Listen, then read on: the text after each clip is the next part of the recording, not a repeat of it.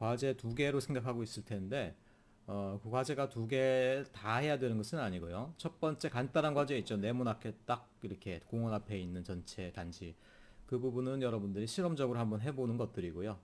대략 봤을 때 그런 것들은 실험적으로 여러분 해본 결과들이 대략 비슷할 수밖에 없는 어떤 그런 형태의 간단한 연습용 과제고요.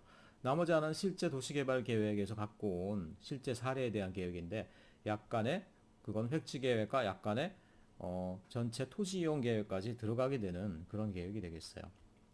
자, 그래서 획지 계획 및 가구 계획 이 부분을 설명을 조금 드리도록 하겠습니다. 자, 먼저 여러분들이 용어에 대해서 조금 익숙해 주셔야 될 텐데요. 자, 여기서 먼저 이제 획지하고 가구라고 그러면 이 획지라는 거는 영어로는 이제 lat을 얘기해요. lat이라는 건 뭐 많다 이 형용사가 아니고요. 자, 건물이 하나가 올라가게 될 때 그거를 갖다가 받쳐주는 땅덩어리 하나 있겠죠. 보통 이제 주택이다라고 그러면 그 주택의 소유자가 가지고 있는 땅이 하나가 있게 돼요. 땅의 경계가 있게 돼요. 보통 그래서 그런 것들을 하나의 lat이라고 그럽니다. 하나의 획지가 되는 거죠. 물론 이제 이거는 획지란 말은 우리나라에 또 대지, 필지란 말도 있고 뭐 헷갈리는데 뭐 대지랑 비슷한 그 개념이라고 보시면 되겠습니다. 하나의 건물 개발이 올라가는 한 단위의 땅덩어리. 자, 우리가 단지 계획할 때 그거를 갖다 그려줘야 되겠죠? 자, 그걸 그려준다는 건 무슨 의미냐? 자, 우리가 단지 계획할 때 물론 단지가 어떻게 됩니까? 타운하우스라든가 하나의 어떤 컨셉으로 지어지는 공동주택 단지라든가 말하자면 이런 거라고 그러면 우리가 실제 어떻게 돼요? 건축 계획까지도 관여를 하게 되고 또 아니면 또 최소한 어떻게 됩니까? 건물 하나하나에 대한 가이드라인까지는 우리가 관여를 하게 되는 것이죠. 단지 계획하는 사람들이. 근데 그게 아니고 내가 자, 주거지를 만들었는데 이 주거지가 단독주택지야 그냥. 여러 lat들이 있어요 그냥. 뭐 그간데 도로 지나가고 뭐 이런 식으로. 그러면은 일반적인 주택지인데 내가 그 주택 하나하나를 다 이렇게 설계할 것은 아니죠. 그 말은 뭐냐면 지금 우리가 획지 계획을 한다는 거는 그 건축과 관련 없이 그 그라운드 플랜을 한다는 걸 얘기해요. 어디다 획지를 집어넣을 것이냐. 그리고 획지를 넣고 나면 당연히 어떤 것들이 생깁니까? 그러니까 획지가 연결되기 위한 도로 계획들도 발생하고요. 그 다음에 학교나 공원과 같은 공공시설 계획도 발생하고요. 또 어느 정도 근린 상업지역이 들어가 상업시설도 우리가 배치를 해야 되고요. 그러니까 획지 계획이라고 해서 요걸 그려놓는 거라는 의미뿐 아니라 이 자체가 어떻게 돼요? 전반적인 단지의 토지 이용 계획의 성격을 가지게 된다라는 거예요. 그렇죠? 그렇기 때문에 획지 계획 자체가 획지를 마련해 줄 뿐 아니라 전체적인 단지의 얼개를 갖다가 프레임을 그려내게 그런 계획이다라는 걸 여러분들이 알아두시면 좋겠습니다. 자, 또 하나 획지 계획의 이제 의미는 뭐냐면은 그러면 자, 획지를 이렇게만 그려놓고 그 위에 집이 어떻게 올라갈지는 내가 그럼 관련을 하는 거냐 안 하는 거냐? 사실은 관련하진 않죠. 왜냐하면은 자, 각각의 땅을 사서 거기에다 자기 집을 짓는 사람들은 자기 여건에 맞게 자기 어떤 가족 규모라든가 아니 소득 규모, 자기 생활 패턴에 따라서 그냥 건축을 해가 나가는 거예요. 획지 계획하는 사람들 입장에서 집집마다 단독주택을 다 설계해 주는 거 아니잖아요. 그렇기 때문에 획지 계획에서는 건축 계획이 들어가 있지는 않습니다. 하지만 그럼에도 불구하고 어떻게 돼요? 우리가 그리는 획지의 형상하고 건물의 형상이 어떻게 됩니까? 밀접한 관련이 있을 수밖에 없겠죠. 예를 들어서 우리가 자, 이런 규모의 직사각형 구조 획지를 만든다? 그럼 당연히 건축이 어떻게 일어나겠어요? 대략 이런 형태의 건축이 일어나고 앞마당과 약간의 뒷마당을 두고 여기다 정문을 두는 대략 이런 형태의 주택이 발생할 건 우리가 알 수 있죠. 근데 만약 우리가 이런 괴상한 형태의 땅을 획지를 그려놨다. 말도 안 되지만 옆 땅은 또 이렇게 생겼어. 그럼 뭐 집을 어떻게 지으란 얘기야 이게? 자, 획지계획, 바른 획지계획 자체가 건전하게 되어 있어야지만 바른 이제 건축이 일어날 수 있고요. 그리고 바른 어떤 건축이 일어나기 위해서는 틀림없이 또 획지가 형상 자체가 건축물을 갖다 형상을 감안해서 미리 계획이 되어 있어야 된다는 거죠. 그렇기 때문에 사실은 획지 계획을 할 때 그 위에 올라가는 건축물의 규모, 형태, 향, 그렇죠? 이런 것들이 전반적으로 이미 얼개가 설계가 돼 있는 거라는 거예요. 그렇기 때문에 획지는 단순히 그림만 이 땅을 구획하는 게 아니라 그 위에 올라가는 건축물에 대한 예상과 함께 가는 거다. 이렇게 우리가 성격을 발휘시킬 수 있겠고요. 자, 그 다음에 가구라는 건 뭐냐? 가구. 가구라는 건 우리나라 말로 예, 영어로 치면은 퍼니처 아닙니다. 퍼니처가 아니고 한문으로 내가 까먹었는데 영어로 어쨌든 블록이에요. 블록. 블록. 블록이란 건 뭐냐? 블록이라는 건 사실 두 가지 의미가 있어요. 블록이라는 건 두 가지 의미가 있습니다. 지금 현재 우리가 블록이라고 불리는 건요. 이렇게 커다란 땅덩어리를 얘기해요. 한 덩어리의 땅덩어리. 한 덩어리의 땅덩어리라는 거는 뭘로 구분하느냐? 자, 차량 중심이 되는 간선도로로 잘려진 땅덩어리를 갖다가 우리가 이제 요새는 블록이라고 불러요. 차량 중심이란 건 뭐냐? 간선도로, 차량 위주로 가는 거. 물론 그렇다고 블록 내부에 도로가 없는 거 아니에요? 진입하는 도로들이 이렇게 있습니다. 물론 이런 식으로 있죠. 하지만 이건 간선도로가 아니에요. 집산도로나 국지도로 이렇게 차량과 사람이 같이 쓰는 도로. 근데 차들이 시속 60, 80으로 쌩쌩 달리는 도로. 이것이 간선도로인데 그걸로 잘려지고 남은 중간에 있는 땅덩어리를 우리가 보통은 블록이다, 가구다라고 부른다라는 거예요. 그러면서 우리가 단지 계획을 하는 것들도요, 보통은 이 블록 정도의 규모에 해당하는 땅덩어리가 돼요. 그럼 뭐 너무 당연하겠죠. 왜냐? 옆에도 땅이 있어. 그래서 내가 예를 들어서 요 땅을 단지로 계획하려고 그래요. 이렇게 가운데 간선도로 지나가고. 근데 간선도로로 잘리게 되면 땅이 어떻게 돼요? 생활권이, 사람들의 어떤 생활권이 연속적이지가 않죠. 한 동네로 계획한다고 해봤자 이게 끊어지는데 어떻게 한 동네가 돼? 물론 특별히 여기 입체 보도를 내고 육교를 내고 뭐 무리수를 쓰면 모르겠지만 그 의미가 없죠. 그렇기 때문에 보통 가구 계획은 이제 단지 계획과 밀접한 이제 관련을 가지고요. 그렇기 때문에 특별히 간선도로로 잘리는 땅을 우리가 하나의 가구다, 하나의 블록이다라고 얘기를 한다는 거예요. 자, 그런데 정확히 말하면 이런 간선도로로 잘리는 블럭은 그냥 블럭이 아니라 슈퍼블럭이라고 불러요. 대가구라는 건데, 자, 이 말은 뭐냐면 원래 블럭은 슈퍼가 아니었다는 얘기죠. 그렇죠. 유럽의 여러분 도시를 가보면 거기에는 어떻게 됩니까? 거기에는 옛날부터 있었던 전통적인 도시에는 간선도로라는 게 없어요. 그러니까 20m, 30m 폭을 두고 차가 막 지나가게 직선으로 자르기 시작한 거는 뭡니까? 근대 이후죠. 르꼬르비제의 도시관에서부터 나왔던 간선도로 체계라는 거예요. 그 이전에 유럽 도시에는 간선도로라는 게 없었고 모든 도로가 다 조그맣고 유사했어요. 그러니까 그때는 뭐가 블럭이었겠어요? 그냥 블럭은 뭐냐면 그때 블럭은 자, 이런 붙어있는 획지들이 있죠. 자, 여러 획지들이 이렇게 붙어있어. 앞에도 이렇게 붙어있어. 그 사이를 이제 마차들이 왔다 갔다 해. 사람들이 왔다 갔다 해. 이렇게. 자, 그런 시대에는 그러니까 붙어있는 획지들의 집합, 군집, 요것들이 하나의 블럭이지 이렇게 큰 땅덩어리로서의 블럭이라는 개념이 없었겠죠. 말하자면은 뭐 큰 도로든 작은 도로든 도로로 끊어지지 않고 붙어있는 획지들의 덩어리, 요게 이제 블럭이었단 말이야 옛날에는. 그래서 헷갈리는 거야. 옛날식 블럭을 얘기하는 건지 지금 블럭을 얘기하는 건지 구분하기 위해서. 그래서 요거를 갖다가 스몰 블럭이라고 부르는 경향이 있고요. 간선도로 잘라진 이런 블럭은 슈퍼 블럭이다라고 얘기를 하는 경향이 있더라는 얘기죠. 어쨌든 이렇게 혼용되어 쓰여요. 그래서 우리 도시설계론에서 보면 제인 제이콥스의 책에서는요, 이 블럭을 이런 의미로만 사용하고 있어. 그 언니는 요 의미하고 또 구분이 좀 다릅니다. 그렇기 때문에 여러분 헷갈리면 안 돼요. 어쨌든 그런 것들이 가구다, 블록 계획이다라는 걸 얘기한다는 거예요. 그러니까 핵심의 가구 계획은 뭐예요?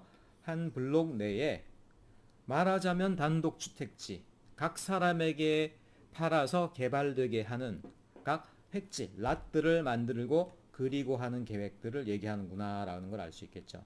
말하자면 건물 설계가 없는 단계에서의 주로 단독주택 계획이다. 한마디로 우리나라 것은 단독주택지 계획이다. 그렇게 여러분들이 이해를 하시면 될 것 같습니다. 자, 넘어가 봅시다. 획지하고 가구의 의미가 다시 한번 이제 나타나고 있죠. 자, 그래서 획지하고 가구. 그러니까 요건 아까 말한 블럭, 가구의 두 가지 의미 중에 소블럭을 얘기하는 것이겠죠. 그리고 그것을 구성하는 하나하나를 획지라고 그런다라는 거예요. 그래서 획지라는 것은 기본적으로는 단독주택 하나가 올라가는 그런 칸을 얘기한다. 그럼 단독주택 아니고는 획지 계획이 없냐? 뭐 있죠. 상업지역이면 어떻게 돼요? 상업 건물이 들어갈 만한 획지를 그리게 되는 거고. 다만 그런 경우는 어떻게 돼요? 그 획지가 상업지역의 어떤 건물 크기나 아니면 상업지역을 이용한 행태하고 맞게 돼야 되는 거겠죠. 그래서 어떤 형태가 그럼 어떤 용도에게 어울리는가 이 부분을 이제 강의 뒷부분에서 또 다루도록 하고 있고 지금 앞에서는 이제 주로 단독주택을 전제로 하고 있습니다. 사례를 보여드려야지 여러분들이 이해를 쉽게 할 테니까 이런 사례를 한번 보여드릴게요. 자, 이 왼쪽의 그림은 뭐냐면요. 이거는 뭐 빨강, 파랑, 노랑 무지개를 표현한 게 아니고 여기가 토지 이용 계획도입니다. 전체적인 어떤 한 도시 지역의 토지 이용 계획도예요. 여러분 이제 계획도 어느 정도 볼 수 있겠지만 보통 노란색에서 주황색의 계열들은 주택을 얘기해요. 그래서 노란색 연할수록 어떻게 돼요? 낮은 주택, 단독주택을 얘기하죠. 그리고 주황색으로 진해질수록 3종과 같은 아파트, 높은 주택을 얘기하게 되는 거예요. 그 다음에 빨강색 계열은 상업지역을 얘기합니다. 보니까 그래서 간선도로 주변에는 이렇게 보니까 역세권이 지나가는 것 같죠. 상업지역이 쭉 있죠. 그리고 외곽으로 가니까 또 이렇게 아파트에 해당하는 아파트 단지들이 있는 걸 볼 수 있죠. 그리고 파란색은 요거는 이제 보통 업무 지역을 얘기하는데 경우에 이게 보니까 업무나 비즈니스 지역을 얘기해요. 그러니까 상업하고는 또 업무 지역은 또 구분되는 경우들이 있죠. 그러니까 상업 지역 내 업무를 그냥 포함시키는 경우도 있고요. 업무 지역이 이제 크게 있는 도시 같은 경우는 이렇게 파란색으로 독립시켜서 업무존을 따로 표시하기도 해요. 그 다음에 녹색 같은 경우는 당연히 이제 그린 에리어, 공원 녹지 지역이 되겠고요. 대략 그렇게 설명하면 돼요. 지금 근데 이런 것들은 뭡니까? 전체적인 토지 이용 계획이죠. 그러니까 땅의 도로가 어떻게 지나가고 각각의 땅들이 어떤 용도로 구분되는 건가 그런 어떤 설계도를 그린 거죠. 조닝을 통해서 설계도를 그린 거예요. 자, 이런 가운데 그런데 그럼 결국 주거 지역의 블록들이 있죠. 이렇게 크게 해서 블록들이 이렇게 보이죠. 이런 것들. 자, 이런 거 하나하나가 슈퍼 블록이고 근린권 하나에 해당하는 거 아니겠어요? 크기는 아직 내가 잘 모르겠지만. 그래서 그 내부는 어떻게 되느냐? 만약 그 내부가 단독주택이라 그러면 이런 식으로 또 설계가 된다는 거예요. 보면은 건물 어디 서 있지 않죠? 다만 뭐가 설계됐어요? 일단 요 블록 내에 도로 패턴을 한번 그려볼까요? 대략 이제 컬레삭 패턴으로 이런 식으로 이렇게 도로가 설계가 돼 있죠. 그러니까 봤을 때 크게 봤을 때 요 클러스터, 요 클러스터, 요 클러스터, 요 클러스터가 이제 구분되는 식으로 이제 설계를 해놨네. 아무튼 그러면서 가운데는 어떻게 돼요? 이런 완충 녹지가 쭉 지나가면서 클러스터가 구분된 어떤 그런 단독주택지를 얘기하고 있어요. 자, 그러면서 요 땅덩어리 하나하나 어떻게 돼요 보니까 하얗게 잘려 있고 그 위에 뭐 건물이 있거나 뭐가 이러진 않죠. 말하자면 이 땅 하나하나 획지들은 이제 이것들은 개별적으로 건축되는 데이기 때문에 그거가 설계된 것은 아니고요. 다만 그 이전에 있는 그 동네의 전반적인 패턴, 플로우, 용도가 설정되어 있는 거예요. 그러니까 어디에 주택이 들어갈지, 주택이 어디에 얼마만큼 모여 있을지, 주택이 병렬하고 있을지 아니면 개별적으로 클러스터링하고 있을지, 주택 주변에 녹지를 어떻게 둘지, 차량의 흐름은 어떻게 될지, 사실 그 중요한 것들이 여기서 다 끝나겠죠. 그래서 획지 계획을 잘하고 못하는 사람에 따라서 어떤 능력 차이는 엄청나게 나타나게 되는 겁니다. 그래서 한마디로 우리나라에서 획지 계획이다라고 그러면 그냥 단독주택지 계획이다라고 여러분 보시면 된다는 거예요. 그래서 이 땅을 어떤 식으로 주택을 배치할까 뭐 사람에 따라서 무한하게 많은 안이 나오겠죠. 근데 이 안 같은 경우는 전체를 갖다가 몇 개의 클러스터링으로 나눠서 몇 개의 클러스터링으로 나눠서 각각의 진입하고 나오는 도로들은 따로따로 두는 식으로 이런 식으로 둬가지고 가운데는 또 이렇게 녹지를 넣어놨네요. 이런 식으로. 그리고 이 전체를 하나의 어떤 블록 안에 넣는 이런 패턴으로 단지를 계획했다는 것을 알 수가 있습니다. 자, 여기 사례였고요. 자, 그러면은 획지 분할 계획. 획지 중에 특별히 단독주택을 위한 획지 계획일 경우 어떤 것들을 신경 써야 되느냐. 뭐 뻔한 얘기들이 있어요. 탄력적인 획지 규모의 설정이다. 탄력적인 것들. 이건 뭐냐 하면 획지가 말하자면 그 지역의 성격에 따라서 잘 들어맞아야 된다는 거예요. 뭐 가장 중요한 게 뭘까요? 예를 들어서 우리가 계획하고 있는 곳이 중산층 이상을 위한 어떤 전원적인 느낌의 단독주택 지역이다. 당연히 그럼 우리 계획이 어떻게 되겠어요? 획지 하나가 커야 되겠지. 그러면서 각 집마다 앞마당 뒷마당이 널찍해가지고 뭐 바베큐도 하고 이렇게 할 수 있게 해야 되겠지. 옆집하고 간 인동가격이 어느 정도 떨어져서 프라이버시가 유지가 될 수 있게 해야 되겠죠. 자, 그러면서도 뭐냐면 지나치게 또 집집이 떨어져 있어서 또 뭐 방범이나 이런 게 문제가 없도록 또 적당하게 딱 클러스터링 시켜줘야 되겠지. 그런데 하면 어떻게 해야 돼요? 도심 가까운 데 있는 임대주택이다.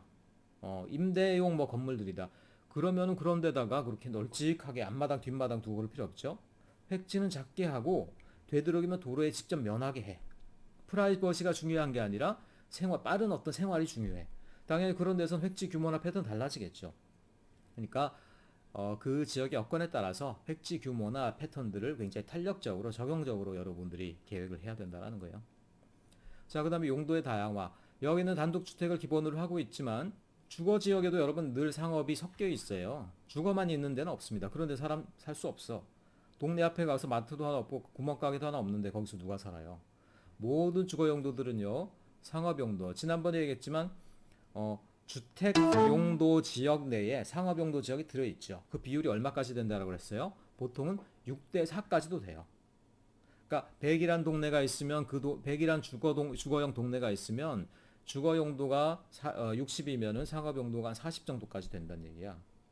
그러니까 획지 계획을 단독주택 지역을 계획하다 보면요. 상업 용도 건물에 대한 획지들도 우리가 설정을 해 줘야 될 때가 많습니다. 특별히 어디다 해놓겠어요?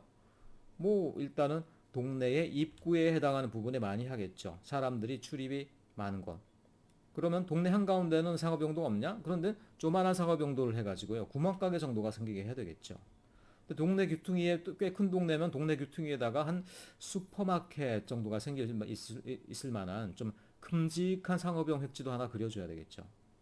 자, 그런 것들 안 그려놓으면 어떻게 돼요? 여러분들이 그 사람들의 생활권이 원활하게 작동되지 못하게 해놓는 거라는 거예요. 그러니까 사람들의 필요한 상업용도들도 그려놓을 수 있어야 된다. 그 다음에 경제적 측면. 그러니까 그 지역의 개발의 특성에 맞게 획지 계획을 해서 시장성이 있어야 된다는 것이죠. 자, 획지의 규모와 형상 나오는데 뭐 우리가 뭐라고 말은 안 해도 여러분들이 굳이 획지를 갖다가 괴상하게 이렇게 그리진 않을 거란 얘기야. 가장 기본적으로 단독주택을 짓는데 제일 유리하다고 알려지는 건요. 이렇게 직사각형의 획지입니다. 근데 향은 어떻게 되겠어요? 동서남북 향. 당연히 이쪽이 남쪽이 되는 그리고 햇살이 이렇게 비치는 그런 형태의 획지가 가장 이상적이다라고 얘기를 해요. 그렇게 되면 주택을 어떻게 짓겠습니까? 뭐 일반적인 사람이라면 이런 식으로 그렇죠? 또는 뭐 이 정도 요철로 튀어나온 형태로 짓고 이런 식으로 짓고 뭐 이런 데가 앞마당이 있고 앞마당 앞에 이제 출입문이 있겠죠. 약간의 뒷마당을 두기도 하겠죠. 그리고 지난번에 얘기했지만 뒷마당을 두게 되는 이유는 뭐예요? 우리나라에서 원컨 원치 않고 뒷마당을 조금 둬야 되는데 정북 1조 사선 때문에 그렇죠. 성북 1조 사선. 그래서 미국 같은 경우 뒷마당을 오히려 더 크게 두는 경우도 있고요. 앞마당보다. 그렇죠. 우리나라 같은 경우는 어쩔 수 없이 뒷마당을 조금 둔다. 그래서 뒷마당도 약간 생기면서 이렇게 이제 집이 형태가 설계가 되겠죠. 자, 이런 것들이 이제 획지 계획이라는 거예요. 그래서 기본적으로는 직사각형의 길쭉한 형태의 직사각형이 가장 이상적이다. 자, 그럼 그 직사각형이라는 건 그런데 뭐 짧고 길고 여러 가지가 있는데 어느 게 제일 적당하느냐? 보통은 이 세 장비의 길이는 세 장비의 이 건물의 세 장비는 대략 봤을 때 어디 나오니? 여기 나오는구나. 대략 봤을 때 이 장방형의 직사각형이면서 세 장비는 1대 1.2에서 1.5 정도가 적당하다 이렇게 얘기를 하고 있어요. 1대 1.5라는 건 뭐냐면 자, 짧은 부분이 1이고요. 그리고 긴 부분이 1.2에서 1.5가 된다는 거예요. 보통은 이 정도 비율이 가장 적당하다라고 알려져 있어요. 뭐에는? 단독주택에는. 왜냐하면 아까도 얘기했지만 자, 집이 들어가고 앞마당, 뒷마당을 두는 것들이 제일 유리하기 때문이죠. 그럼 이걸 벗어나서 한 예를 들어서 1대 뭐 2.5로 하면 어떻게 되느냐? 아니 여기다 여러분 집을 짓는다고 생각해 보세요. 집을 이렇게 뾰족하게 지을 수는 없잖아. 그렇죠? 그러면은 자 이렇게 인도 강각 다 떼고 집을 지었는데 이렇게 했는데 너무 앞마당과 뒷마당이 불필요하게 많이 남아. 이거 좀 이상하잖아요. 그러니까 이런 것들은 바람직하지 않다라는 거예요. 그래서 주택의 어떤 건축 계획을 생각할 때 1대 1, 1.2대 1.5가 제일 낫다. 물론 예외도 있습니다. 예외 어디냐? 네덜란드 같은 경우에 주택이라든가 또는 일본의 마치라는 어떤 건축 양식들이 있어요. 그거는 뭐냐면 길이 이렇게 가면요. 길 따라서 굉장히 세 장비가 이렇게 긴 진짜 길다란 어떤 이런 획지들로 계획되어 있는 지역들이 있어요. 특별히 일본 같은 경우. 그래서 이거 세 장비를 재보면 거의 뭐 1대 한 뭐 3까지도 나와. 근데 요거는 이런 경우는 어떻게 돼요? 좌우 인동 간격이 없어요. 말하자면 건물이 이렇게 전체가 다 건물이 된다는 거예요. 이런 식으로. 그래서 옆에 있는 건물 하가도 벽이 없이 그냥 딱 붙어버려요. 이렇게. 그럼 답답해서 어떻게 사느냐. 근데 길을 따라가다 보면요. 요 전체가 전면성이 있기 때문에 오히려 이런 데가 걸어가다 보면 또 예쁜 골목이 돼요. 의외로. 일본식 건물이 이렇게 돼 있죠. 그래서 이 사람들은 답답함을 없애기 위해서 어떻게 돼요? 주택 한가운데다 이렇게 오히려 중정이나 천창을 둬 이런 식으로. 말하자면은 자 여기가 거리 쪽이고요. 이렇게 가다 보면 내부에 이렇게 뻥 뚫린 데가 있어. 그래서 여기가 조그만 마당이 되더라는 거야. 그래서 건물 중간에 그러니까 앞에 있는 거실에서 뒤에 있는 거실로 가기 중간에 갑자기 또 마당이 한 군데 있어. 그 다음에 뒤에 또 창고로 쓰는 방들이 또 있고 이런 식으로. 그런 식으로 돼 있는 예외적인 경우가 있는데 이건 어떻게 된다? 항구라든가 이런 주상 복합 지역에서 사용되는 획지 패턴이고 일반적인 어떤 주거용 주택 패턴은 당연히 앞마당 뒷마당이 있고 옆집하고도 붙고 싶지 않아 하겠죠. 그런 경우에는 어쨌든 이런 1대 1.2에서 1.5 정도의 그런 정도의 새 장비를 쓰게 된다. 여러분들이 그렇게 이해해 주시면 되겠습니다. 자, 그래서 지금 보면은 새 장비는 그렇고요. 그 다음에 그러면 면적은 얼마만큼으로 해야 되냐? 이거는 좀씩 다르겠죠. 뭐 잘 사는 동네, 못 사는 동네, 또는 잘 살아도 뭐 세대당 세대당 인구수, 말하자면 가족 수가 작은 동네, 그렇지 않은 동네에 따라 다 다르겠지만 기본적으로는 주택이래 봤자 뭐 평수가 넓어봤자 어떻게 되겠어요? 주택으로는요 한 40평만 해도요 굉장히 넓어요. 아파트 40평하고 다릅니다. 주택 40평이 뭐예요? 대략 한 150제곱미터 되죠. 그러니까 150제곱미터가 들어갈 수 있는 땅 그러면은 대략 봤을 때 주거지역 같은 경우는 건폐율이 한 50%가 돼요. 그러니까 한 40평짜리 큼직한 주택이면 한 어떻게 돼? 한 300m 정도가 필요하다고 보면 되겠지. 그러니까 300m를 갖다가 1대 1.2 정도로 계획하면 어떻게 돼요? 뭐 한 16 곱하기 뭐 18 뭐 이 정도 되려나? 어쨌든 16 곱하기 한 20 뭐 이 정도 되겠죠. 16 곱하기 20. 그런 식으로 이제 계획을 해 나간다라는 거지. 그래서 일단은 필요한 면적에 해당하는 세장비 이런 것들을 대략 정해서 그걸 통해서 이제 획지 계획을 하면 된다라는 거예요. 그래서 일반적으로 많이 쓰이고 있는 획지의 면적과 거기에 따른 스케일비. 근데 여기 스케일비는 너무 길다란 것까지 포함이 됐네. 보통은 이 정도에서 끝나야 되겠죠. 그래서 그런 사례들을 보여주고 있습니다. 그런데 아까도 얘기했지만 좀 더 길다란 어떤 패턴을 쓰는 경우는 어떤 경우예요? 건물이 그 전면에 상업 용도가 쓰이게 되는 경우 그런 경우고 차분한 단독주택 지역 같은 경우는 당연히 이렇게 길쭉한 획지를 쓰진 않겠죠. 그래서 이 길이의 비율이 결정적인 것은 아니고 일본이나 네덜란드 같은 경우는 일부러 길쭉한 어떤 그런 획지를 만들어서 획지들을 갖다 연속적으로 쫙 붙이는 경우도 있다. 이런 것들을 알아두시면 되겠어요. 그래서 대략적으로 한 55평짜리 주택의 어떤 획지, 60평짜리 주택, 뭐 70평짜리 주택 정도를 그려놓고 있어요. 근데 여기서 보니까 저 건폐율이 보니까 거의 한 60%가 넘어가는 것 같네. 이거는 우리나라 법으로는 좀 너무 큰 규모로 이게 주택을 그려놓은 게 아니냐라는 생각이 들어요. 넘어갑시다. 자, 그래서 그럼 하나하나의 획지들은 이렇게 이제 그리면 되는데, 그럼 그 획지들이 연속해서 쭉 그려질 때 어떤 패턴을 하게 되느냐? 자, 뭐, 그냥 이유 불문하고 바로 여기로 넘어갑시다. 일단 이렇게 그리는 것들이 제일 유리하다라는 거예요. 유리하다. 그 말은 뭐냐? 자, 일단은 길다라는 획지를 갖다가 동서로 길게 연장하는 것들이 유리하고, 이런 경우 또 전반적인 효율을 위해서 이열을 갖다가 붙이는 것들이 유리하겠죠. 그러니까 동서 방향으로 길게 하면서 남북으로는 2열씩 붙이는 이런 패턴이 유리하다라는 거예요. 뭐가 유리할까요? 당연히 이런 경우 주택들이 남향을 유지하는데 당연히 유리하겠고요. 그 다음에 사람들이 일단은 남쪽이나 북쪽으로 문을 내길 원하지. 그렇죠. 갑자기 옆구리 터서 이렇게 문이 출입구가 들어오는 경우를 원치 않죠. 그럴 때는 보통 동서 방향으로 길게 해놓으면은 보통은 다 어떻게 돼요? 남쪽에 출입구가 생기죠. 물론 이쪽 분들은 북쪽에 생기는데 그렇다고 뭐 큰 불편함은 없죠. 그래서 이런 것들이 가장 유리하겠다. 물론 이런 것도 가능해요. 남북으로 길게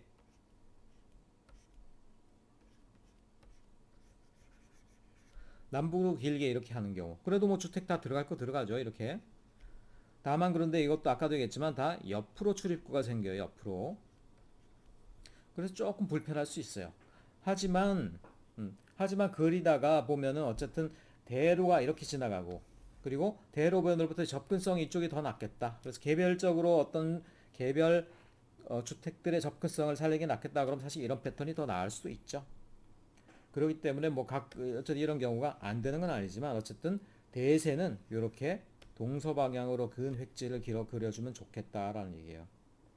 그러면 혹시 그러면 자 3열짜리는 안 될까? 3열? 3열은 뭐냐면 이렇게 획지가 3열로 되어 있는 거 이런 거 당연히 안 되죠 이거는. 왜냐하면 얘네들은 도로가 접해 있지 않잖아. 어디로 나가? 특별히 이 집 남의 집 뚫고 나갈 거야 이렇게? 안 되지. 그러니까 기본적으로 2열 이상은 될 수가 없어요. 최대가 2열이에요 2열. 뭐 남북 방향으로 길게 하거나 동서 방향으로 길게 하거나 상관없이 결국 2열이 최대라는 거야. 다만 그런데 그럼 동서나 방향으로 이렇게 어디까지 길게 할 거냐? 당연히 너무 길면 안 좋겠죠. 뭐가 안 좋아요? 예를 들어서 내가 이걸 갖다가 동서 방향으로 한 뭐 500m를 했다. 집이 500m 쫙 연속된다. 뭐가 안 좋겠어요? 당연히 동선이 너무 길어지죠. 차도 문제지만 예를 들어 사람이 내가 이렇게 걸어가는데 가다 보니까 블록을 하나 만났어. 근데 블록이 한 길이가 500m야? 돌아가야 되잖아요. 이게 뭔 죄야? 도시 설계론에서 제인 제이콥스도 미국에서 지어지는 도시에 너무 길다란 블럭 쓰고 있는 것들을 굉장히 싫어했죠. 굉장히 어떻게 그건 뭐냐 뭐 학자할 얘기냐 싶겠지만 사실은 생활인의 입장에서 굉장히 중요한 지적을 한 거죠. 사람들이 적당하게 통과할 수가 없는 동네를 만들어 가지고 너무 힘들게 하더라는 거야. 그래서 영어에서는 이런 것들을 갖다가 permeability라고 합니다. permeability.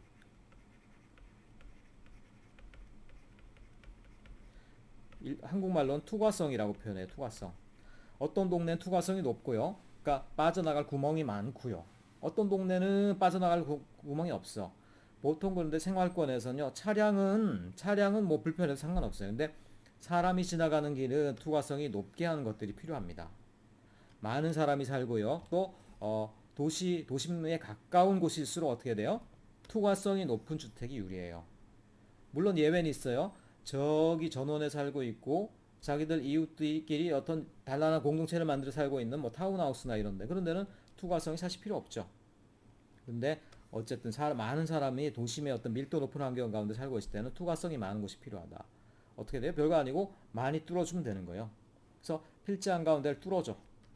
근데 차가 여기 왔다 갔다 하는 거는 동네를 갖다 너무 어지럽히는 것 같다. 그럼 어떻게 돼요? 보행 전용 도로를 내주면 돼요. 한 6m 폭 내가지고 필지랑 필지 끊어가지고요. 보행도를 내줘서 사람이 지나가게 해. 그래서 그럼 얼마만큼 한번 끊는 게 좋느냐? 길어도 150m를 넘지 않고 한 100m 정도에서 끊어주는 게 제일 좋아요. 한 90m나 100m 선에서 한번 끊어주고 또 90m, 100m 가고 또 끊어주고 가고 이러는 거는 상관없더라.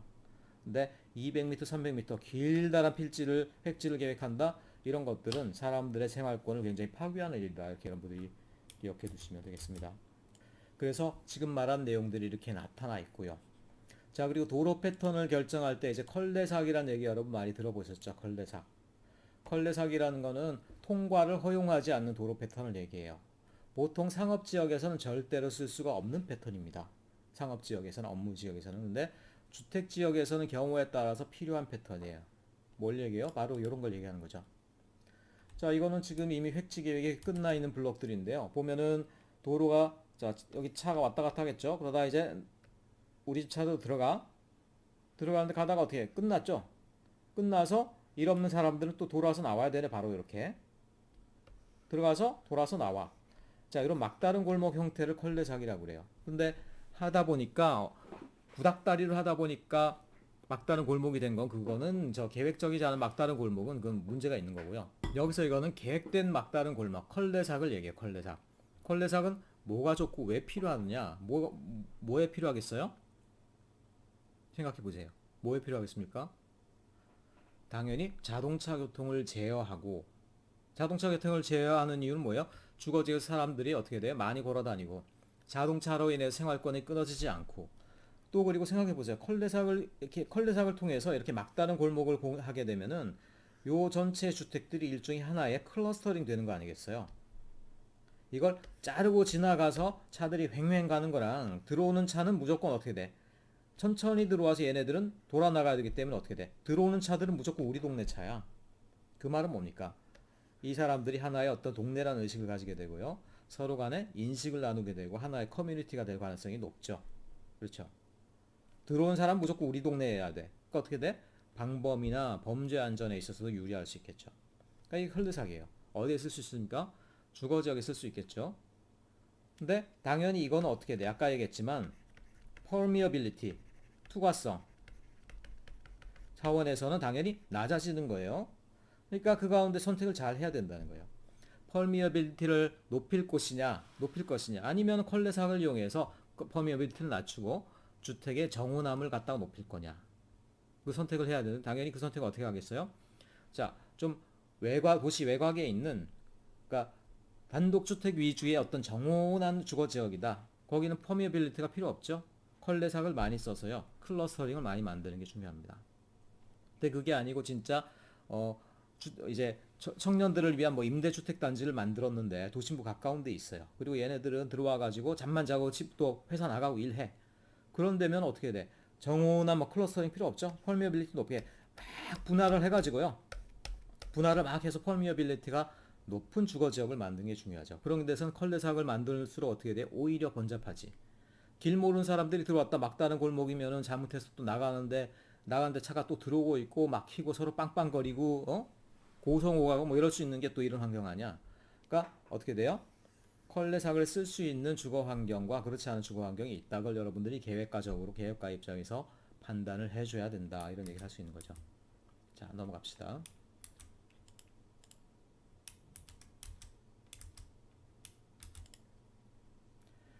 그래서 컬레삭이 너무 답답하다라 그러면 약간 컬레삭에 대한 대안도 있어요. 이거는 일종의 어떤 루프형의 어떤 도로라고 그러는데 들어왔다가 막다른 골목을 하니까 나가. 어쨌든 그럼에도 불구하고 이 전체 주택들이 하나의 클러스터링 되는 그런 어떤 효과는 어느 정도 있을 수 있겠죠. 그래서 전체 일단 요거 획지가 전체 하나의 슈퍼 블럭 내부로 들어가면 어떤 패턴이 되나를 한번 봅시다. 근데 그림들이 너무 후져가지고 그 질이 낮고 후져가지고 내가 새로 그리려고 해도 이거를 어느새 다 그리나 그래가지고 그냥 쓰고 있는데 그림이 좀 흐리고 질이 낮아요. 어쨌든 이 전체가 지금 하나의 어떻게 돼요? 슈퍼블럭인 상태죠. 슈퍼블럭.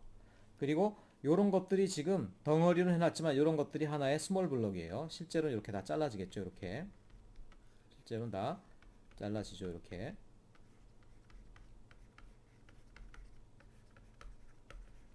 뭐 그런데 보니까 여기 좀 작고 길쭉한 블럭은 뭘까요? 이런 것들은 어떻게 되죠? 대로변이죠. 대로변이고 그 블럭으로 출입하는 출입 구간에 있는 어떤 이런 길쭉한 블럭들은 뭐요? 사실 이런 건 2열이 아니라 1열로 큼직하게 잘라주겠죠. 이런 식으로 2열이 아니라 1열로 큼직하게 잘라줘. 이렇게. 그리고 얘네들은 무슨 용도가 되겠어요? 당연히 상업 용도가 되겠죠. 상업 용도. 그렇죠? 상업 용도는 2열로 하는 것들이 잘 없죠. 왜냐하면 2열로 하면은 뒤에 있는 상업 지역은 어떻게 대로변을 못 보니까 손님을 못 끌고 여러 가지 어려울 거 아니야. 그러니까 대로변을 마주보게 결국 1열로만 하고요. 그리고 당연히 상업 지역이기 때문에 필지가 획지 하나하나가 클 가능성이 크죠. 클 가능성이 크고 또 하나 차이. 그리고 주거 지역의 획지는 좀 이렇게 길쭉한 새 장비가 긴 게 좋아요. 근데 상업 지역 획지면 어떨까? 크기도 크겠지만 좀 정사각형에 가까운, 말하자면 새 장비가 1대1인 것이 더 유리하다. 경우에 따라서는 오히려 역세 장비, 폭이 더 넓은 게 더 좋은 경우도 있더라. 왜 그래요? 전면성이 있기 때문에. 앞에 대로변에서 손님들이 들어와야 될 거 아니야. 그렇기 때문에 보통 널찍한 어떤 이런 것들이 유리하고요. 그 다음에 상업지역 같은 경우는 건물이 용적률이 한 70%, 80%, 90%까지 용적률이 된다. 건폐율이 90%까지 돼요. 그러니까 획지 대부분을 채우게 되는 거야. 그렇기 때문에 여기다 주차장도 만들고 뭐 그렇게 하려고 그러면요. 사실은 이렇게 정사각형에 가까운 거를 이렇게 우리가 만들어줘 가지고 정사각형에 가깝게 만들어줘서 어떻게 돼요? 그래서 이런 식으로 이제 건물을 배치하고 여기가 주출입구가 되게 하고 요런 데는 이제 주차장을 만들어 두는 거죠. 이런 식으로. 그럼 차들이 왔다 갔다 하게 하고. 그러니까 이런 어떤 건물의 얼개를 봤을 경우 여기가 이제 대로고요. 이런 건물의 얼개를 봤을 때는 어떻게 된다? 일단은 정사각형에 가까운 획지를 갖다가 만들어 주는 것들이 상업 지역엔 더 유리하다. 그래서 그런 획지들이 지금 여기 들어가 있는 거예요. 이런 식으로. 그래서 이런 블록 계획들이 나오게 됐다라는 걸 여러분들이 눈치를 채면 되겠습니다. 자, 그리고 가구 내 획지 계획을 하는 뭐 여러 가지 얘기들 나오는데 뭐 여러분이 상식선에서 이제 판단할 수 있는 얘기들이에요. 자, 하나의 가구 안에서는 되도록이면 유사한 규모의 획지들이 배치되는 것이 좋다. 말하자면 이런 어떤 블록 내부를 갖다 내가 단독주택으로 계획하고 있는데, 자, 어떤 획지는 막 이따만하게 계획하고 옆에 있는 획지는 조금 계집만하게 계획을 했어요. 예를 들어서 가다 또 갑자기 큰 거 하나 나오고. 자, 기본적으로 이런 것들이 말로 계획 자체가 어렵겠지만 이렇게 하면 어떻게 했어요? 사회 경제적으로 좋지가 않겠죠. 아니 나는 계집만한 집에 살고 있는데 옆집은 획지가 뭐 300평이야. 저택이 들어가 있네. 저택 옆에 계집 하나 배치. 자, 이런 것들이 그냥 생기는 게 아니고 획지 계획을 그렇게 하면 그런 식으로 된다라는 거야. 뭐가 안 좋습니까? 사람들 사이 어떤 사회적인 관계도 그렇지만 물리적으로도 어떻게 큰 집 옆에 조만한 집 하나 규모상으로도 스카일라인 상으로도 형태상으로도 많지가 않죠. 그런 것들이 어디서부터 벌써 문제가 시작돼요? 획지 계획을 잘못하면 그렇게 된다. 그래서 되도록이면요 근처에 있는 애들은 비슷한 규모의 획지가 있어야 돼. 특별히 그래서 하나의 길을 공유한 획지들은 유사한 규모가 되는 게 좋아요.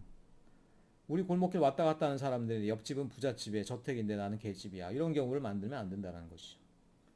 하지만 그럼에도 불구하고 획지 여러 다양한 규모의 획지들이 또 분포하고는 있어야 되겠죠. 그런 경우 어떻게 돼요?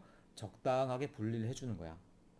보통 외곽부 내지는 그리고 저기 공원이나 이런 데 접해 있어 가지고 특별히 그쪽에 밀도를 높일 필요가 없는 부분 그런 데에는 좀 규모가 큰 획지를 갖다가 두도록 하고 그 다음에 내부에는 좀 규모가 작은 획지를 두고 또 그리고 상업지역에 가까운 곳에는 상업지역과 대로에 가까운 곳에는 좀 작은 규모의 획지를 두는 게 좋습니다. 사람들의 라이프 스타일을 봤을 때 어떻게 돼요? 대가족이 이런 사람들은 약간 접근성이 부족하더라도 저기 깊숙이 공원 근처나 이런 데 들어가 살기를 원하겠죠? 그런데 나는 1인 가구고 집 큰 집도 원하지 않고 집 약간 이렇게 좀 소란하더라도 길가에 있는 게 좋아. 그러니까 그런데 사람을 위해서는 획지를 갖다가 작은 획지를 갖다가 대로변에다 가깝게 이렇게 배치를 해주는 거죠. 그런 것들이 바로 계획적인 판단에 대한 것들이다. 이런 얘기.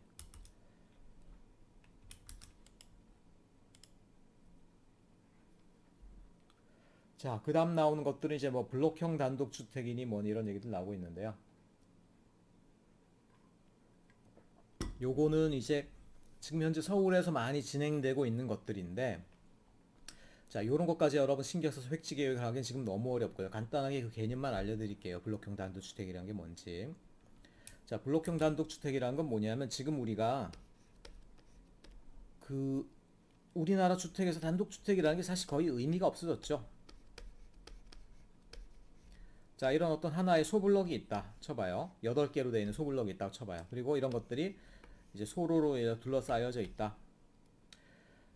지금 우리가 이제 문제가 뭐냐? 단독주택이라고 해도요, 내 예전처럼 한 가구가 사는 1층짜리 단독주택이 거의 없어요. 아파트로 다 변해버렸고요. 아파트가 못된 지역에서는, 아파트가 안 된 지역에서는 다 다세대 주택, 다가구 주택으로 변해버렸죠. 그러니까 더 이상 단독주택이 그런 사이에 남아있을 수가 없어요. 그래서 그러다 보니까 집집마다 다 따로 이렇게 다가구 다세대가 올라가니까 굉장히 보기도 흉하고 동네 환경이 열악해지고 있어요. 그렇다고 재개발을 해서 거기를 갖다 아파트로 바꿀 수도 없고 그래서 나온 대안이 뭐냐면 이게 블록형 단독주택 또 다른 말로요 가로주택이란 말도 우리나라에 써요. 근데 이 어폐가 있죠. 무슨 가로주택 집 뭐 길주택 그게 무슨 얘기야. 이 주거 요양과는 상관없는 얘기인데 좀 이상한 용어가 붙여졌죠. 자, 이 얘기가 뭐냐면 예를 들어서 이런 블록이 있어요. 예전 같으면 어떻게 돼? 블록이 있고 상관없이 그 전체 땅을 쫙 매입하고 어떻게 돼? 사람들 다 보낸 다음에 그 지역을 아파트로 쫙 개발하죠. 그리고 나서 땅 주인들은 그 비례에 맞게 아파트를 주든가 돈을 주든가 상가를 주든가 하죠. 그러니까 어떻게 돼? 돈잔치가 생기고 임대로 살던 사람들은 다 쫓겨나고 땅 가지고 있는 사람들은 뭐 돈잔치 일어나고 뭐 이런 것들이 재개발이었잖아요. 자, 그런 걸 지향하고, 그리고 또 하나의 문제는 뭐냐면, 자, 이런 블럭이 원래 있었어. 그런데 여기 보면 여러 사람들이 이렇게 막 복잡한 가운데 살고 있었다 쳐봐요. 재개발하면 이런 걸 다 지워버리고 어떻게 돼? 아파트 단지가 더 돼버리지, 이런 식으로. 야, 이런 것들이 뭐냐면, 기존에 있는 도시의 조직을 파괴하는 것도 문제다. 그래서 두 가지 문제가 있는 거야. 임대인들이 쫓겨나고 공동체가 파괴되는 문제. 또 하나는 뭐냐면 전통적인 도시 조직들이 아파트 때문에 다 지워져 버리는 문제. 그거 두 개를 한꺼번에 잡기 위한 방안이 뭘까 해서 나온 것들이 가로주택 내지 블록형 주택이에요. 그러니까 가로주택이란 건 뭐냐? 자, 기존에 있는 가로나 이런 것들을 그대로 두는 상태에서 어떻게 돼? 블록에 해당하는 부분만 재개발을 하는 거예요. 그럼 어떻게 되겠까? 블록에 해당하는 주택만 재개발을 하면은 당연히 굉장히 소규모가 되겠죠? 그럼 어떻게 이 땅에 아파트 하나 간신히 이렇게 올리고 말까 이렇게? 이것보다는 좀 더 다른 대안이 있겠죠. 다른 대안이 어떤 게 있을까?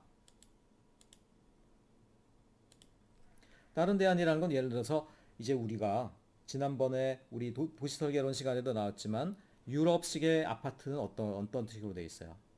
우리나라 아파트라고 그러면은 자, 이게 아파트예요. 우리나라는 이 아파트. 근데 유럽의 아파트는 뭐였어요? 유럽의 아파트는 이게 아파트야.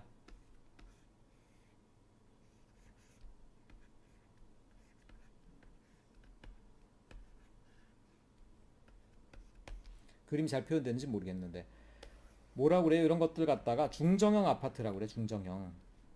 우리나라 아파트는 말하자면 큰 땅에다가 섬과 같은 아파트 건물들을 넣는 걸 아파트라고 그러는데 유럽은 어떻게 돼요? 조그마한 블럭에다가 이렇게 중정을 두고요. 외곽으로 뺑 돌아가는 이런 형상을 갖다가 아파트라고 그래. 요게 사실 뭐냐면 유럽이나 미국식의 아파트들이 원래는 다 이런 거예요. 여러분 영화 조커를 보면요. 조커가 사는데도 보면 아파트라고 그러지만은 보면 이렇게 돼 있죠. 어디 뒷골목 같은 데 들어가서 뒷골목 같은 데 쭉 내려가다가 중정으로 일단 들어가서 이 어디에서 엘리베이터 타고 올라가고 막 그러잖아요. 그러니까 그게 이제 아파트라는 거예요. 중정 아파트인데 어, 이거는 로마의 인슐라라는 로마 시대 때부터 있었던 공동주택 유형이에요. 그래서 인슐라라고 불렸고요. 그 다음에 어떤 유럽의 중세 르네상스 시기에는 팔라쪼라고 불렸고요. 지금도 이제 아파트가 이런 형태라는 거예요. 그래서 사실 이런 개발이 가능하지 않겠어요? 이 블록 전체를 갖다가 일단은 기존 건물들을 흐르고 이런 식으로 중정형 주택을 짓는 거야. 중정형 주택. 그리고 층수는 이제 뭐 좀 높아도 상관없겠죠. 한 뭐 7층, 경우에 따라서 한 뭐 9층까지도. 그렇죠? 그렇게 되면 여기 있는 사람들 일단 다 들어와 살고 그러면서도 일부 조금 더 세대수가 늘어나면 어떻게 돼? 그걸 가지고 개발 비용을 충당하고 그러면서 남는 공간들을 주민용 어떤 휴게소라든가 공동이용시설 넣고 그 다음에 가운데가 어쨌든 중정이 있으니까 그 중정이 커뮤니티 공간이 되고 그러면서 주변의 도로는 그대로 가도 상관없고 그렇죠? 그러니까 전체 대가구 차원에서의 재개발이 한마디로 블록형 주택, 가로주택 정비라는 건 뭐냐면 대가구 차원에서 지우고 전면 재개발하는 게 아니고 소가구, 아까 말한 스몰 블록 차원에서 재개발을 하는 것들이 가로주택 정비 사업이라는 거예요. 그리고 그렇게 돼서 블록 하나 단위로 채워지는 블록 하나 정도를 채우는 이런 아파트 그런 것들은 뭐냐? 블록형 공동주택이라고 그런다는 거예요. 블록형 공동주택인데 여기는 단독주택이라고 해놨죠. 말하자면 단독주택이 블록형 공동주택 내에 이렇게 들어온다는 얘기죠. 이 말은.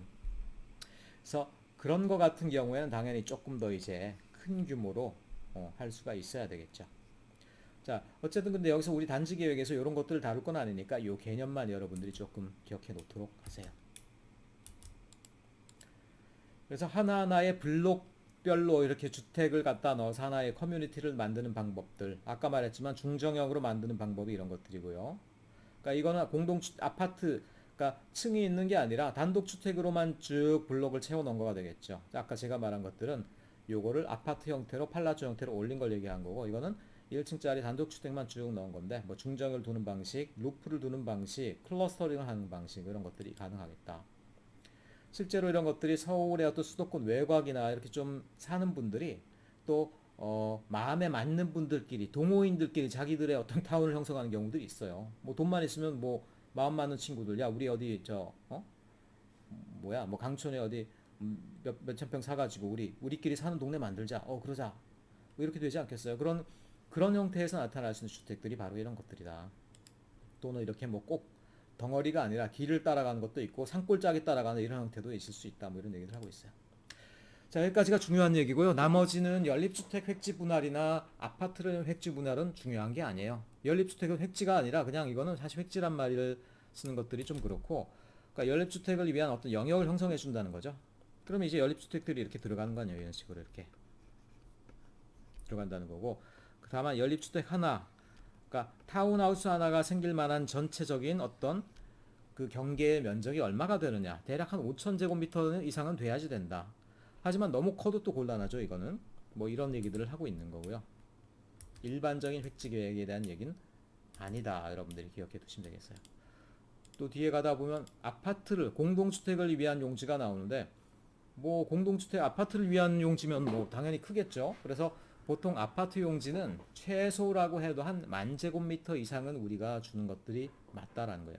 이거보다 더 작으면 어떻게 돼요? 보기 싫은 어떻게 돼? 나홀로 아파트 있죠. 나홀로 아파트. 우리나라 옛날에 난개발 시대에 시골에 가다 보면 논밭 한가운데 아파트가 한두 동만 지들만 뜩 서 있어. 그러니까 그건 단지 규모가 너무 작으니까 생긴 일이에요. 단지가 생길 만한 데서 오히려 제대로 된 단지가 생기는 게 낫지. 여기저기 그냥 한두 동 서 있는 건 보기 흉하잖아요. 그러니까 그걸 피하기 위해서 아파트, 공동주택 용지를 공급할 때는 한 10,000제곱미터 이상으로 그려주는 게 낫다라는 얘기야. 그 다음에 상업시설 용지는, 상업시설 획지는 첫째, 아까도 얘기했지만, 첫째, 되도록이면은 세장비가 짧은 게 좋다. 정사각형에 가까운 게 좋다. 그 다음에 대로변에 접하는 곳이 좋다. 그 다음에 크기는 좀 당연히 주거용지보다 큰데, 그렇다고 해서 무조건 큰 것은 아닙니다. 무조건 큰 것은 아니고, 상업지역의 상업용도 건물의 어떤 용도에 따라서 적당하게 이제 공급을 해야 된다는 거죠. 말하자면은 2,000제곱미터 이상 거대한 획지를 그려주면은 이거는 구멍가게가 들어오겠어요? 아니지. 이거는 뭐 공공업무시설이나 교회라든가 도서관 정도가 들어오는 그런 것들이야. 자, 이런 것들은 도시적으로 굉장히 이제 활용도가 높은 곳에 이런 정도를 그려줘야 되겠지. 동네 한가운데 있는 상업시설에다가 2,000제곱미터 이상 쫙 그려주면 안 되잖아요. 그 다음에 뭐 조그만 병원이라든가 조그만 뭐 개척교회 정도 이런 것들이 들어가는 건물들이 있죠. 소규모 동네 오피스 이런 것들, 그런 것들이 한 1,000제곱미터, 2,000제곱미터. 그 다음에 이제 동네 차원으로 들어와서 근린생활시설은 동네 사람들이 직접 사용하는 시설들이에요. 또는 동네에 있는 진짜 뭐 이렇게 동네에 있는 종교시설, 예를 들어서 뭐 지하에 있는 교회들, 십자가만 이제 건물에 붙이고 있는 교회들 있죠. 그런 것들이 들어서는 그런 정도의 상업시설들이 한 300에서 1,000제곱미터. 그러니까 동네의 어떤 주요 생활가로에 있는 어떤 정도의 상업시설이 되겠죠. 그 다음에 300제곱미터 이하는 이거는 주택이랑 거의 규모가 다를 게 없죠. 요거는 혼합 규모라고 돼 있는데, 이 혼합이란 뭐냐? 주상복합이라고 보시면 되겠어요. 말하자면은 이런 정도 건물들은 2, 3층에 사람 살면서 1층에서는 마트, 뭐 조그만한 뭐 편의점이나 가게들 이렇게 하고 있는 것들 있죠. 그런 것들은 주택 규모랑 거의 다르지가 않죠. 그러니까 주상복합으로 쓰이는 그런 동네 가게의 어떤 규모들은 한 300제곱미터 이하로 해서 주거 지역의 주택이랑 거의 비슷한 규모를 해준다. 대략 봤을 때 이렇게 네 가지 규모로 나눠가지고 적당하게 그 지역의 성격에 따라서, 그 지역에 방문하는 사람들의 성격에 따라서 뭘 넣을 거냐, 대형 판매 시설을 넣을 거냐, 아니면은 뭐 조그만 동네의 어떤 구멍가게냐, 그런 차이가 정해지고 거기에 따라서 이런 규모의 차이도 여러분들이 구분을 해준다, 이렇게 생각하시면 되겠다는 거예요.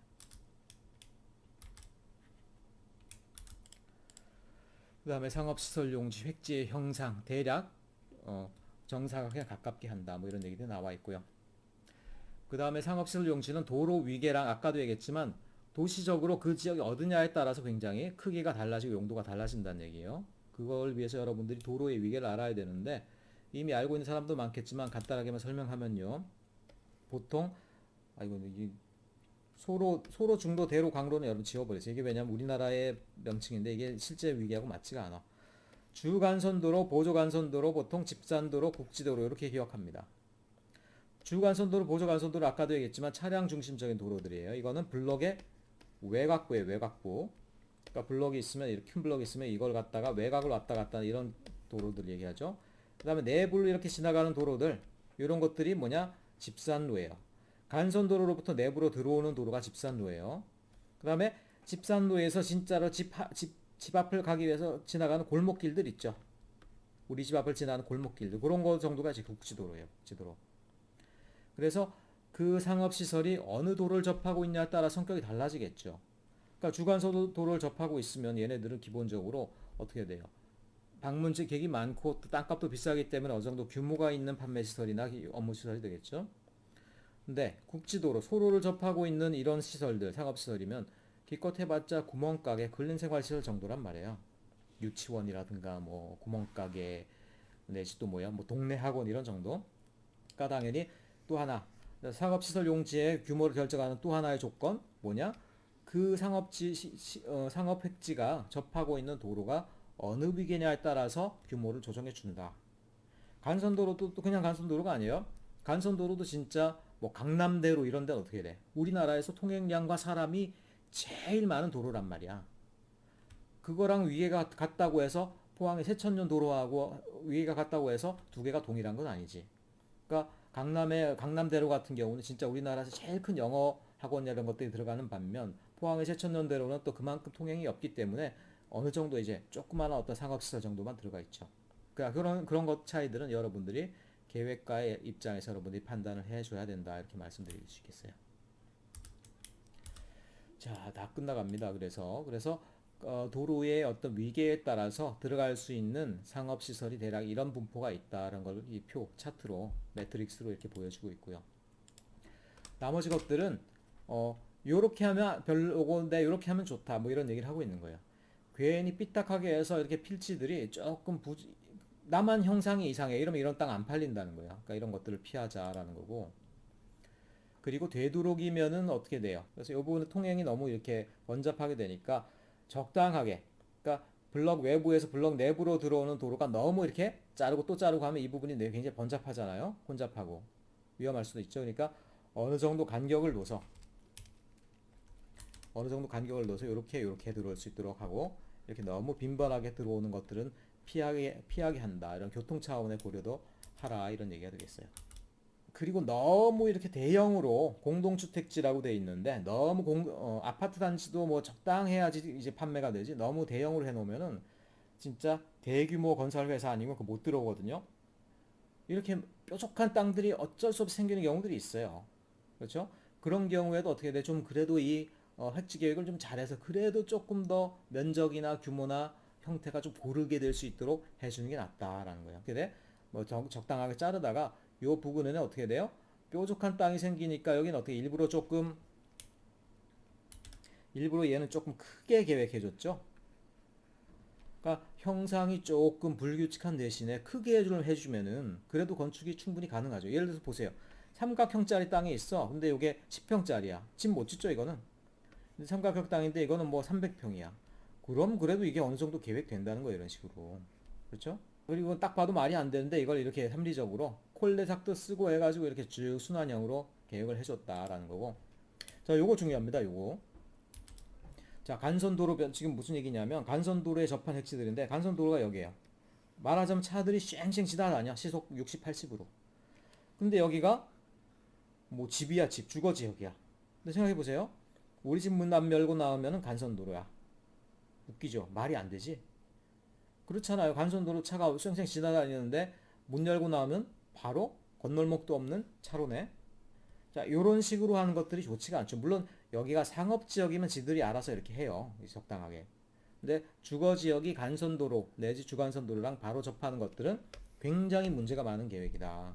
특별히 기사나 기술사 시험에서 이런 어떤 접근이 나오면 이거는 틀렸다라고 얘기하는 얘기가 돼요. 자, 그럼 어떻게 하느냐? 뭐 여러 가지 방법이 있죠. 간선도로하고 직접 마주치지 않게 해서 첫째 쓰는 방법은 뭐냐? 완충 녹지로 막아버리는 거예요. 이제 완충 녹지로 막아. 못 나가게. 못 나가게 막으면 이 사람들이 안 나가냐? 왜 안 나가요? 뒤에다 입구를 만드는 거죠. 그럼 이렇게 나가는 거죠. 그래서 자, 이렇게 하면 어떻게 돼요? 모든 사람들이 다 나가잖아. 이렇게. 그럼 간선도로가 완전히 엉망이 되겠지? 이 사람도 나오고 다 나오니까. 근데 이렇게 되면 어떻게 돼요? 전체 주거 지역의 교통들이 모여가지고 이 집산로를 통해서 나오게 되죠. 이런 식으로. 한 줄기로 나오게 돼. 그러니까 간선도로의 통행에는 그렇게 부담은 없어요. 근데 이거는 모든 도로에서 다 나오기 때문에 간선도로 교통 자체가 헬이 돼버려. 굉장히 위험하겠죠. 그러니까 요 길이 집산도로가 되면서 어떻게 돼? 이렇게 각각 필지에서 교통이 모여서 나오게 할 수 있도록 이렇게 간선도로변을 완충 녹지로 막아주는 방법이 넘버 원이 되겠고요. 넘버 투는 뭐냐면은, 자, 그런데 어차피 뒤에 또 획지들이 또 있어서 이 사람들은 어차피 여기로 나가야 돼. 간선도로 쪽으로 나가야 돼. 그럼 어떻게 돼? 완충 녹지를 이 경우에는 간격을 띄고 해서 여기다 또 접근도로, 새로운 접근도로를 이렇게 만들어 놨어요. 그래서 각각이 접근도로로 먼저 나간 다음에 접근도로에서 모여서 한 번에 간선도로로 나가게 하는 겁니다. 그렇게 되면 여기 있는 거랑 효과가 거의 비슷하겠죠. 그러니까 이건 가능하더라는 거예요. 그래서 요런 두 가지 방법, 녹지 완충 녹지를 통해서 접근 도로를 만드는 방법, 그게 넘버 투가 되겠어요. 자, 요 두 가지 방법 중에 하나를 사용하고 안 하고가 사실 단지 계획에서 교통 처리가 되는 상황에 대해서 이해하고 있느냐 아니면 이해를 못 하고 있느냐 하는 큰 차이가 돼요. 그래서 보통 이렇게 계획이 되면 이거는 단지 계획이든 도시 계획이든 어디든 간에 결격 사유야. 여러분들 기사 시험 보거나 그럴 때 이런 접근은 떨어지기 위한 가장 기초적인 작업으로 보통 알려져 있더라는 거야. 그럼 요거는 뭐 보니까 여기랑 이 도로가 원래가 연결되어 있었는데 요 땅을 사들여서 개발한 사람들이 도로를 없애고 이상하게 돌아가도록 만들어 놨어. 물론 굳이 하자면 이런 식으로 가면 되긴 되겠죠. 이런 식으로. 근데 그게 말이 안 된다는 거지. 기본적인 어떤 기존의 교통 흐름은 살려주면서도 할 수 있는 방법이 있다라 그러면 그렇게 하라. 이런 얘기가 되겠고요. 요것도 마찬가지죠. 전체적인 도로의 순환들이 좋지가 않지. 너무 이렇게 T자형으로 돼서 엇갈리면서 왔다 갔다 하는데 전체적으로 부드럽게 하고 컬레삭을 쓰면은 순환형 교통 패턴을 만들 수가 있겠죠. 자, 이것도 마찬가지. 부분적으로 컬레삭을 쓰면서 전체적으로 순환형 도로 패턴들을 만들 수 있었다라는 거예요. 물론 이것도 예외가 있을 수 있습니다. 예외. 말하자면 얘가 이거는 진짜로 1인용 주택이고 뭐 도심 가깝다. 그럼 어쩌면 이게 더 나을 수도 있어요. 근데 기본적으로 동네를 이루고 사람들이 사는 지역이면 어떻게 돼요? 요 전체가 한 덩어리가 되게 한다는 의미에서 일단 기본적으로 순환형 도로가 하나 있으면 좋겠죠. 이런 식으로. 그리고 순환형으로 커버할 수 없는 부분에는 이렇게 컬레삭에 들어가서 커버를 해주는 거야. 근데 역시 이렇게 되면 어떻게 다 이렇게 수직으로 직각으로 딱 잘라버리니까 이 동네는 뭐 딴 동네 사람인 것처럼 엄하게 하나의 조각이 남아버렸죠. 전체적으로 분절력이 좋지가 않죠. 그러니까 전체를 하나의 클러스터링을 해준다는 주거 지역으로 하나의 커뮤니티를 만든다는 차원에서는 이런 형태로 설계해 주는 것들이 훨씬 낫겠다라는 거예요. 이거는 등고선이 뒤에 살짝 보이죠. 등고선을 기본적으로 거스르지 않으면서 개발하면은 어떻게 돼? 우리가 얘기한 것처럼 땅을 너무 많이 변경할 필요가 없겠다. 우리 학교 앞에 있는 저 곡강지구 이런 데처럼 말고요. 너무 작게 하지 말고 뭐 크게 하라는 얘기고. 너무 길게 하지 않고 가운데다 어떻게 돼요? 특별히 여기는 뭐냐면 학교를 가는 학생들이 많을 거 아니야. 근데 여기서 어떻게 돼? 초등학생들이 걸어오다가 뭐야? 돌아가야 되겠지 이렇게. 그 말이 안 되지? 직선으로를 내주는 거예요. 보행 전용. 그 다음에 각 부분별로 들어갈 만한 상업 용도는 어떤 것들이 있느냐? 모퉁이에 들어가야 될 것들이 있고요. 유흥, 열악, 위락, 여관 이런 것들은 또 왜 나오니? 근데 뭐 무슨 의미인지 알겠죠? 여관이나 위락시설 이런 것들이 대로변에 있지는 않죠. 대로변에서 조금 골목길 들어갔을 때 있는 큼직한 필지들 그런 것들이 어떻게 돼? 유흥이나 위락, 여관이 되는 경우가 많죠. 그러니까 이런 것들을 위한 획지들도 이렇게 잘 계획을 해놔야 돼요. 그렇지 않으면 어떻게 돼?